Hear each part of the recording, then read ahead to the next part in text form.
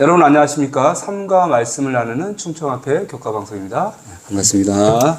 안녕하세요. 네, 또 반갑습니다. 예, 계속 반갑습니다. 네. 신대성 목사가 아직 도착하지 않았습니다.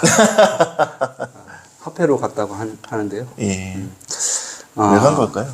그러니까요. 제 삶과 영원한 복음입니다. 영원한 복음. 네, 질문이 있는데요. 예. 본인을 뭐라고 정의할 수 있습니까? 솔직히 나를 내가 정의한다라는 건 좀 쉽지 않은 것 같습니다. 그렇죠. 사실 이제 다른 사람들이 네. 보여지는 것이 더 객관적일 수도 있거든요. 목사님 저 어떤 사람인 것 같습니까? 좋은 형입니다. 좋은 형입니까? 예, 감사합니다. 예. 그렇습니다. 내가 어떻게 나를 정의하는가. 그리고 뭐 나를 뭐 과일로 표현하면 뭔가 뭐 이렇게 뭐 꽃으로 표현하면 뭔가 뭐 이렇게 이런 거 많이 해봤지 않습니까 옛날에? 예. 뭐 그렇게 해서 사람들이 자기를 정의하고 살아가는데 이번 교과는 영원한 복음을 가진 이 남은 자손의 어떤 정체성에 대해서 설명하고 있는 것 같습니다. 예. 네. 그래서 기억절을 보시면 또 보니 다른 천사가 공중에 날아가는데 땅에 거주하는 자들 곧 모든 민족과 종족과 방언과 백성에게 전할 영원한 복음을 가졌더라라고 되어 있습니다. 신명기 6장 4절에 이스라엘아 들으라 우리 하나님 여호와는 오직 유일하신 여호와시니라고 되어 있습니다. 신명기의 이 말씀은 매우 특별한 말씀이었습니다. 이스라엘 백성들에게. 예. 예. 왜냐하면 이 말씀 자체는 우상 숭배자들 사이에서 그들의 정체성을 항상 확인할 수 있게 하고 분명하게 할 수 있는 강력한 믿음을 갖게 하는 말씀이었습니다. 여기 보면 들으라라고 되어 있잖아요. 쉐마인데 유대 민족은 이 들으라라고 했을 때 이 민족들이 하나의 결속력을 갖게 됩니다. 그리고 여호와 하나님을 유일한 경배의 대상으로서 확고하게 정립하는 그런 기별 외침이었습니다. 예. 재림교인에게 쉐마 우리의 정체성을 굳게 하는 것은 그리고 믿음을 확고하게 하는 것은 뭘까요? 뭐 당연히 이 요한계시록 14장에 세 천사의 기별이지 않나 생각합니다. 재림교회가 누구이며 또 우리의 사명이 무엇인지 아주 확실하게 알려주는 그러한 기별입니다. 네, 맞죠. 그래서 저희 3가에서는 이 요한계시록 14장 6절에서 12절 말씀을 자세히 또 살펴보면서 큰 교훈을 좀 얻게 됩니다. 네. 이럴 써집니다. 은혜가 가득한 소망의 책. 요한계시록을 우리가 연구한다고 하면 항상 떠오르는 것이 있습니다. 어떤 느낌을 많이 받습니까? 뭐 최후의 날, 심판, 뭐 짐승의 핍박, 뭐 이제 대쟁투, 뭐 신비로운 상징, 뭐 이렇게 뭐 여러 가지 그냥 표현들이 이제 나오는데 그런 게 이제 좀 우리가 쉽게 접근하는 우리가 쉽게 접할 수 있는 그런 표현들은 아니죠. 그래서 계시록을 어설프게 알게 되면 하나님의 은혜를 깨닫기보다는 두려움이나 핍박 또 그런 환난들을 생각할 수가 있게 됩니다. 일곱 교회를 봐도 일곱 교회 이렇게 시대를 보면은 절망적이에요. 그리고 일곱인을 떼시는 그런 모든 장면들을 보더라도 뭐 붉은 말이 나오고 막 황색 말이 나오고 뭐 부르짖고 재단 안에서 부르짖고 14만 4천이 인을 받는데 저주를 받기 직전까지 뭐 이렇게 막 번개가 일어나고 막 이런 것들이 계속 보이면서 잘못 이해하면 계시록은 정말 어두운 책이다라고 볼 수가 있습니다. 그러나 이 요한계시록을 더 깊이 자세히 보게 되면 이 책이 얼마나 은혜롭고 또 소망이 가득한 책인지 우리가 알 수 있습니다. 우리가 말씀하는데 우리 신재성 목사님이 대전에서 지금 방금 도착을 하게 됐습니다. 그래서 이제 조금 있으면 들어올 건데요. 네. 계시록 1장 1절에서 3절에 보시면 계시록은 사실 예수님에 관한 책입니다. 예수님에 관한 책. 그래서 예수 그리스도의 계시다라고 되어 있고 예수 그리스도의 증거 곧 자기가 본 것을 다 증언하였다. 이 예언의 말씀을 읽는 자와 듣는 자와 그 가운데 기록한 것을 지키는 자는 복이 있다라고 이렇게 이야기하고 있습니다. 계시록은 예수님의 기별이며 어린 양으로 표상된 예수님이 우리를 어떻게 사랑하셨는지를 보여주고 또 그 진리 안에서 어떻게 복을 받고 있고 또 은혜를 받는지를 보여주는 책입니다. 그래서 계시록 14장 6절에는요. 또 보니 다른 천사가 공중에 날아가는데 땅에 거하는 자들 곧 모든 종족과 방언과 백성에게 전할 영원한 복음을 가졌더라.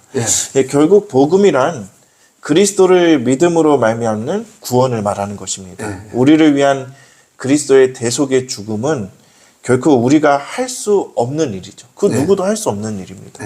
그래서 이 모든 것이 세 천사의 기별의 이 처음 부분에 포함되어 있습니다. 그래서 세 천사의 기별은 소망과 또 약속으로 가득 찬 그런 은혜가 충만한 기별이다라고 할 수 있는 것입니다. 예, 그렇습니다. 예수님께서 어린 양으로 표상되어 있고 죄와 형벌의 권세에서 우리를 구원하시고 그리고 마지막 시대에 새 찬식 기별의 그 영원한 복음을 전파하면서 많은 사람들에게 희망과 은혜와 소망을 주는 기별이다. 아멘. 월요일 소지 우리 드디어 심대성 목사님 오게 되었습니다. 너무 반갑습니다. 안녕하세요. 안녕하세요, 목사님. 대전 구경 잘 하고 왔습니다. 예. 정신없이 보내니 참 죄송합니다. 예, 우리가 잘 모르실 텐데 세종 행복교에서 만나기로 했는데 대전 화폐로 또 잠깐 갔다가 오게 됐습니다. 월요일 소재 보시면 이제 영원한 복음을 이야기하고 있는데요. 예, 고린도전서 15장 1절에서 4절 말씀에 이 복음이 무엇인지에 대해서 설명을 하고 있습니다. 고린도전서 15장 1절에서 4절 말씀 한번 읽어주시겠습니까? 형제들아, 내가 너희에게 전한 복음을 너희에게 알게 하노니 이는 너희가 받은 것이요 또 그 가운데 선 것이라. 너희가 내가 만일 전한 그 말을 굳게 지키고 헛되이 믿지 아니하였으면 그로 말미암아 구원을 받으리라. 내가 받은 것을 먼저 너희에게 전하노니 이는 성경대로 그리스도께서 우리 죄를 위하여 죽으시고 장사 지낸 바 되었다가 성경대로 사흘 만에 다시 살아나사. 위에 성경절을 보니까 복음에 대해서 아주 잘 알려주고 있네요. 우리의 죄를 위하여 그리스도께서 죽으시고 또 영광스럽게 부활하셨다. 그것을 인하여 우리는 구원을 얻는다. 예수님의 변함없는 사랑에 대해서 알려주는 참 믿을 수 없을 정도로 좋은 소식, 정말 복음인 것 같습니다. 예, 맞습니다. 그래서 사도 바울은 또 로마서의 복음이 무엇인지 다시 또 설명을 하고 있는데요. 예, 로마서 3장 24절부터 26절의 말씀에는요. 그리스도 예수 안에 있는 속량으로 말미암아 하나님의 은혜로 값없이 의롭다 하심을 얻은 자 되었느니라. 이 예수를 하나님의 그의 피로서 믿음으로 말미암아 화목제물로 세우셨으니 이는 하나님께서 길이 참으시는 중에 전에 지은 죄를 간과하심으로 자기의 의로우심을 나타내려 하심이니 곧 이때에 자기의 의로우심을 나타내사 자기도 의로우시며 또한 예수를 믿는 자를 의롭다 하려 하심이라. 이 복음이 은혜로 값없이 의롭다 하심을 얻게 된다라는 것을 얘기하고 있습니다. 그리고 또한 은혜는 하나님의 의의 선언이다 라고 얘기하고 있고요. 이 은혜는 믿음으로 예수님을 영접하는 자들을 의롭게 한다라고 되어 있습니다. 그런데 로마서 5장 8절에 보시면 우리가 아직 죄인 되었을 때 그리스도께서 우리를 위하여 죽으심으로 라고 되어 있는데요. 이 복음이 우리가 잘해서가 아니라 우리가 아직 죄인 되었을 때 아무것도 알지 못했을 때 하나님께서 우리의 사랑을 보여주신 것이라고 얘기하고 있습니다. 그리스도의 은혜는 우리의 공로, 자격, 노력으로 얻는 것이 아님을 이 구구절절히 계속 설명을 하고 있습니다. 예수님은 잃어버린 죄인들이 겪어야 할 극도의 고뇌와 고통스러운 죽음을 대신 죽으셨습니다. 죄에 대한 아버지의 가득 찬 진노, 죄에 대한 심판을 그분께서 경험하심으로 그분께서 당하심으로 우리를 살게 하시고 우리는 하나님께 거절당할 수밖에 없는 존재였지만 우리가 하나님께 나아갈 수 있게 되었습니다. 그래서 일단은 새천사의 기별을 이해하는 것은 이 영원한 복음, 이 복음을 이해하는 것으로부터 시작이 됩니다. 화요일서재 보시면 은혜의 이야기가 나오는데요. 영원한 복음이 언제 시작되었는지에 대해서 이야기하고 있습니다. 계시록 13장 8절 한번 잠깐 읽어주시겠습니까?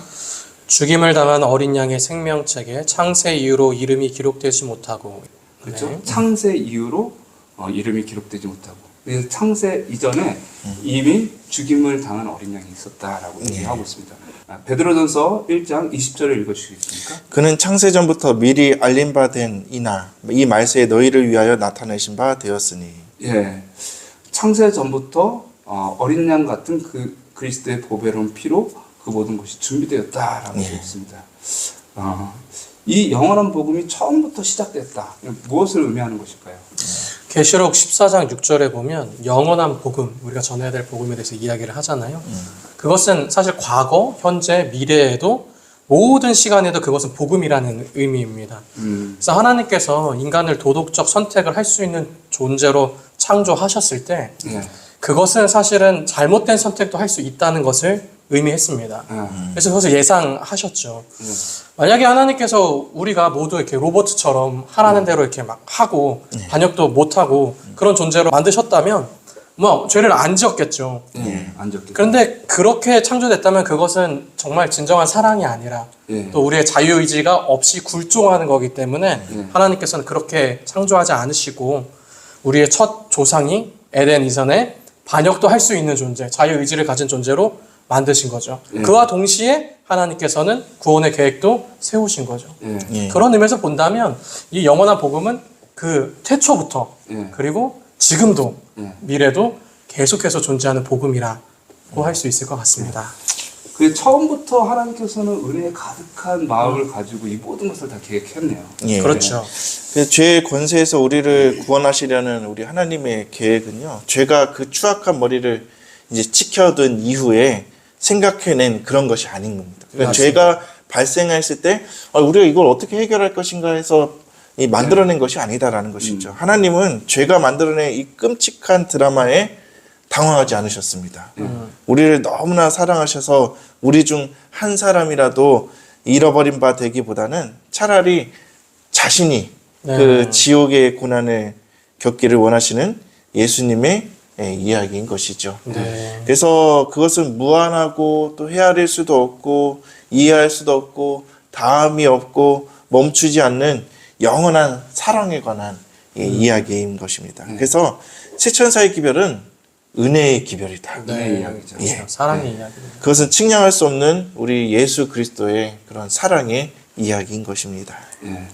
우리가 죄인임에도 불구하고 우리를 처음부터 영원까지 사랑하시는 그 사랑을 우리가 깊이 깨달아야지 이 세천사의 기별을 우리가 알 수가 있다라고 하는 것이죠.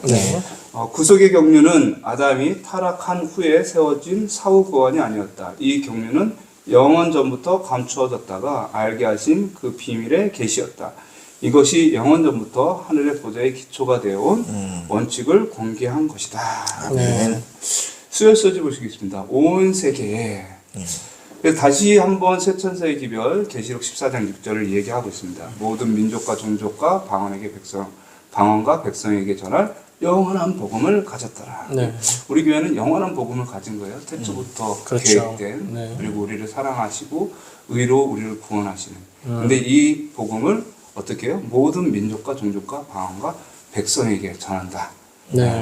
이것은 우리 교회의 부르심과 사명이 어딘지를 분명하게 알 수 있도록 해주는 것입니다. 또 우리가 기별을 전할 때 사실 인간이라 판단하고 전합니다. 저 사람은 들을 거야 안 들을 거야 이미 판단하고 전하기 때문에 예수님도 아닌데 그거는 세천사의 기별을 가진 사명에 어떤 부합하지 않는 그런 마음인 것 같습니다. 맞습니다. 그래서 이 사명을 보게 된다면 우리가 이게 헌신적으로도 노력도 필요한 것 같다고 생각이 듭니다. 다른 것에 이렇게 생각을 하고 또 세상에 집착할 수도 있지만 그런 것들을 다 버리고 헌신적으로 노력하며 사명을 전해야 되고 그리고 사명을 전하다 보면 그것이 우리가 또 봉사할 수 있는 삶으로 우리를 이끌어 주기도 하는 것 같습니다. 그렇죠. 이 세천사의 기별은 모든 민족에게 전하는 것이기 때문에 어떤 제한의 틀이 있으면 안 됩니다. 맞습니다. 그래서 우리에게 응대한 비전을 줄 뿐만 아니라 엄청난 헌신을 필요로 하게 하는 것이 바로 세천사의 기별이다. 인생의 목적이 좀 바뀌는 것 같아요. 완전히. 그러니까 하늘을 바라보고 또 복음을 전하는 삶으로 나의 삶이 완전히 패러다임이 변하는, 시프트되는 그러한 기별이 아닌가 그런 생각이 듭니다. 그런데 우리가 마치 이 세천사의 기별을 마치 그냥 교리적인 어떤 틀에만 이렇게 좀 그래서 이제 마태복음 28장 19절에 보시면 너희는 가서 모든 민족을 제자를 삼아 아버지와 아들과 성령의 이름으로 침례를 베풀고 내가 너희에게 분부한 모든 것을 가르쳐 지키게 하라. 볼지어다 내가 세상 끝날까지 너희와 항상 함께 있으리라 하시니라 라고 되어 있는데요. 이 말씀이 저희 쇠천사의 기별과 어떤 일치하는 면이 있습니다. 예. 이것을 우리가 대사명이라고 얘기를 하고 있거든요. 이 대사명을 가진 많은 그리스도인들이 거룩한 사명에 동참하는 것으로 예수님과 함께 그 일에 헌신하는 것으로 상당히 이것이 공허적으로 우리가 받아들여지는데요. 예. 쇠천사 기별도 마찬가지인 것 같습니다. 예. 그래서 이 기별에 의해서 우리가 보면은 하나님의 신성한 사업에 동참하는 것보다 더 가치 있고 더 보람되고 성취감을 주는 일은 없다라는 것입니다. 네. 그래서 요한계시록 14장에 기록된 하나님께서 주신 사명은 정말 그분께서 교회에게 주신 가장 위대한 사업이다. 예, 예. 맞습니다. 그래서 목회 상담가이자 작가인 폴 트립이라는 사람은요, 지금 누리는 하나님 나라, 사소하고 허무한 일상을 넘어 더 크고 의미 있는 삶 추구하기라는 자신의 책에서 이렇게 말하고 있습니다. 인간은 자신의 삶보다 더 큰 무언가의 일부가 되도록 창조되었다. 쟤는 우리 생애를 우리 삶의 크기로 축소시킨다. 그리스도의 은혜는 자기중심적인 우리 자신의 작은 왕국의 병적인 폐쇄적 경계에서 우리를 구하고 하나님의 왕국의 영원한 목적과 만족스러운 기쁨을 위해 살도록 우리를 자유롭게 하기 위하여 주어졌다. 쇠천사의 기별은 영원한 복음을 온 세계에 전파하라고 우리를 부릅니다. 그것은 우리가 가진 어떤 부름보다도 위대하고 중요한 부름이라는 것을 우리가 알 수가 있습니다. 네. 목요일 서지에 보시면 선교 운동이 있습니다. 다음 사람이 누굴까 한번 맞춰보시기 바랍니다. 1874년에 대충해서 재림교회 첫 번째 선교사를 유럽으로 파송을 합니다. 이거 네. 여기서 딱 알 수 있겠는데. 네. 우리 재림교회 첫 번째 외방 선교사. 그래요? 누구죠? J.N. 앤드류스. 네, 맞습니다. 맞습니다. 화이트 부인이 이분을 가지고 이제 가장 유능한 사람이라고 얘기를 했습니다. 네.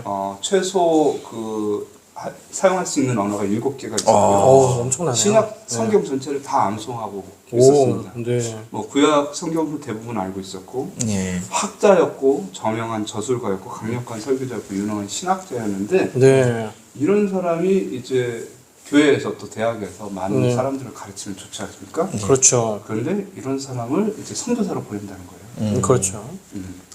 많은 사람들이 반대를 했겠네요. 그렇죠. 왜냐하면 유명한 사람인데 거의 뭐 우리나라 옛날에 남대국 교수님이 생각이 나는데요. 예. 언어를 막 굉장히 잘하시고. 그렇죠. 남덕 교수님이 만약에 네. 어디 가서 선교를 네. 하는 것은 참 그렇죠. 보기 좋겠는데요. 대학에서는 좀 손실이죠. 그쵸. 손실이라고 생각할 것 같습니다. 왜 이런 사람이 신자 없는 곳에 가서 뭐 자신의 그런 재능을 좀 어쩌면 좀 허비해야 되는가 그런 생각이 좀 들 것 같고요.